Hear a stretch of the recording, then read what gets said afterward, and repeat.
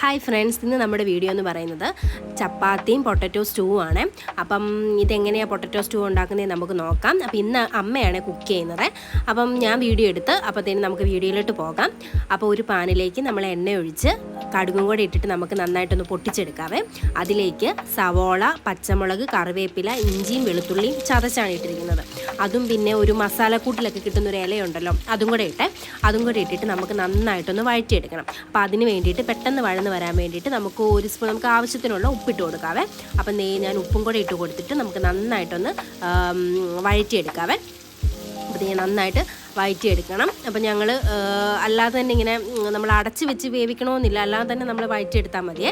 അപ്പോൾ നമുക്ക് നന്നായിട്ട് വഴറ്റിയെടുക്കാം. അപ്പം നന്നായിട്ട് വഴന്ന് വരുന്നുണ്ട്. അപ്പോൾ ഈ വഴന്ന് വരുന്ന ഈ സമയമാകുമ്പോഴേക്കും നമുക്ക് തേങ്ങ ചേർത്ത് കൊടുക്കാം. അതായത് തേങ്ങയിലേക്ക് നമുക്ക് കുറച്ച് ഏലക്ക, കുറച്ചെന്ന് വെച്ചാൽ 1-2 ഏലക്ക മതി. ഒരു ഏലക്ക, പിന്നെ നമ്മുടെ പെരിഞ്ജീരകം, പിന്നെ തേങ്ങയും പെരിഞ്ജീരകവും മാത്രമാണ് നമ്മൾ ഇതിലേക്ക് ഇട്ടിരിക്കുന്നത്. അപ്പോൾ അതും കൂടെ ഇട്ടിട്ട് നമുക്ക് നന്നായിട്ടൊന്ന് അരച്ചെടുക്കാം. അപ്പോൾ ഈ അരച്ചെടുത്ത മിക്സും കൂടെ നമ്മുടെ ഈ വഴന്ന് വന്ന സവോളയിലേക്ക് നമ്മൾ ചേർത്ത് കൊടുത്ത് അപ്പോൾ നന്നായിട്ടൊന്ന് അരപ്പൊന്ന് വെന്ത് വന്ന സമയത്ത് നമുക്ക് ആവശ്യത്തിനുള്ള വെള്ളവും കൂടെ ഒഴിച്ചു കൊടുക്കാവേ.